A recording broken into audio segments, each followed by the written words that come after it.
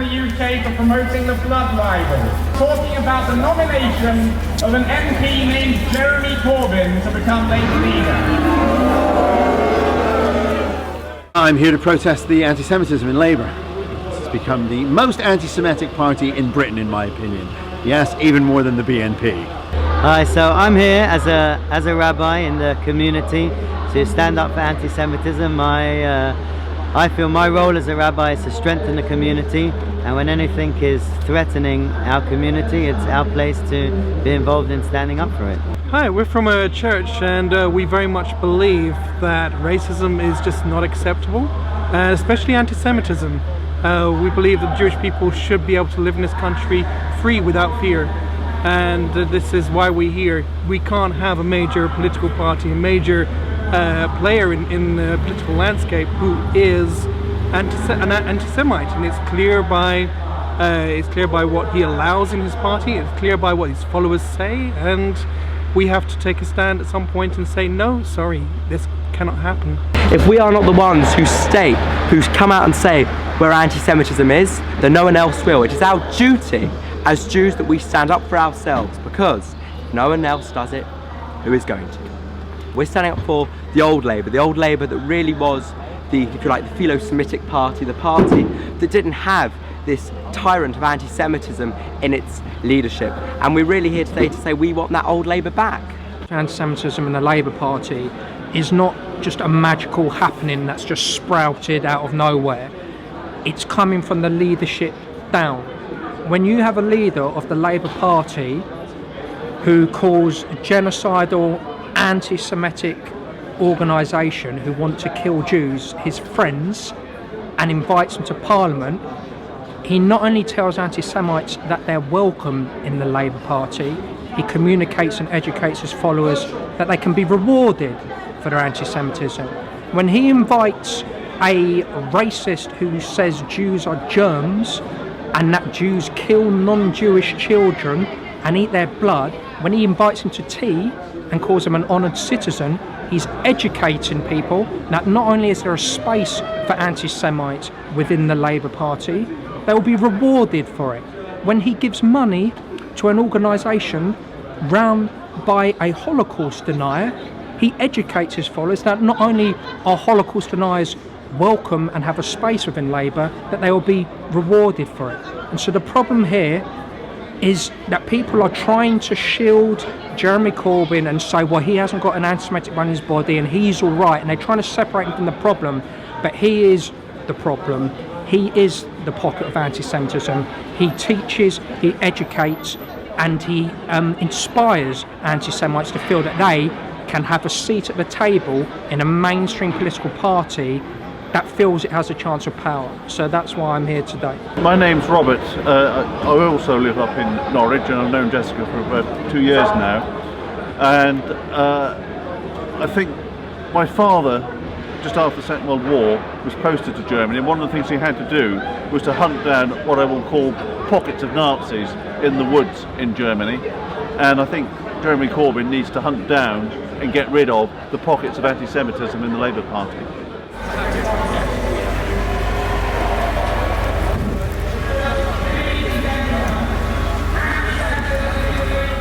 You know, whoever says Corbyn isn't an anti-Semite, he sure is. He's an anti-Semite, simple. Jeremy Corbyn has a very long track record of hanging out with some of the most dubious characters, anti-Semites and Israel haters. If he's not an anti-Semite himself, he does a very good impression of one. Absolutely. Jeremy Corbyn supported the entry into this country of Raed Salah, who was prosecuted in Israel for propagating the blood libel.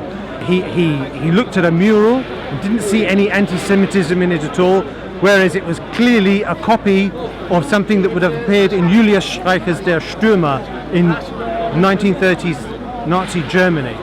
Another example is the Judas Seder, where it was, he attended this mock Seder, this third night Seder, which essentially made fun of the Jewish traditions, and worse than that, it really showed that he has no respect for Jewish tradition and even Jewish people and what they stand for. I just think it's I think it's crunch time. A lot of people like to puff themselves up and self-aggrandise themselves, saying, "Oh, never again. You know, I would stand up if something bad was happening." Well, here it is. It's happening.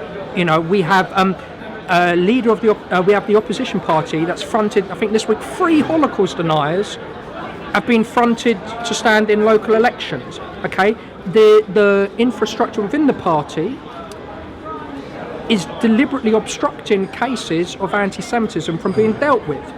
And so it's actually happening. Now, this is your chance to show whether you're a person who actually is anti-racist or whether actually you're willing to sacrifice the Jews because you've got this little sniff of power that's too enticing, and you kind of more, you know, you'll pay lip service to anti-Semitism, not because you're an anti-racist or care, but because it's politically problematic and just causing you problems from your righteous vision.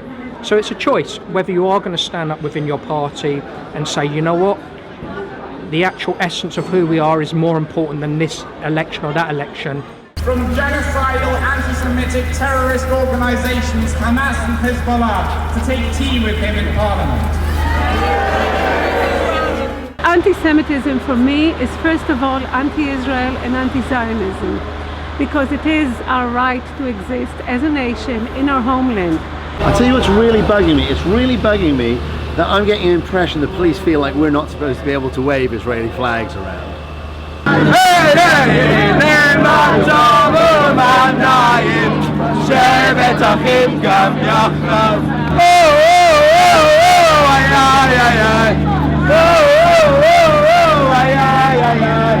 You know, this notion, according to the left, that the Israeli Zionist lobby is too influential, all links back to the anti-Semitic tropes that Jews are too powerful and that Jews control the world. It's deep-rooted anti-Semitism that comes through the vehicle of their hate towards Israel, and that's why we hold an Israeli flag, because their absolute contempt for Israel and for Zionism means that we need to own this flag, and we need to inform the public and people what this flag actually means. The Jewish establishment are not helping us, because they denormalise this flag by saying we can't wave it. Why is this flag different to any other flag? It's our flag. I'm not going to hide it. I'm not going to hide it. So why should our Jewish establishment, who are meant to be our voice, who the ones at the forefront of fighting anti-Semitism, tell us to hide the flags? It's just preposterous and, quite frankly, pusillanimous.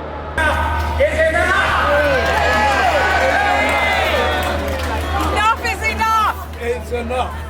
Enough is enough. Enough is enough. And yet enough is enough. He's a man of words, not action. And I'm tempted to say weasel words and inaction. I think he truly believes that he's not a racist, but you can't dine out on your parents being at Cable Street forever. And I will call him out as an anti-Semite. I think to make things better, to actually keep democracy healthy in the UK, that Labour has to sack Corbyn and stop this dangerous experiment with extremism.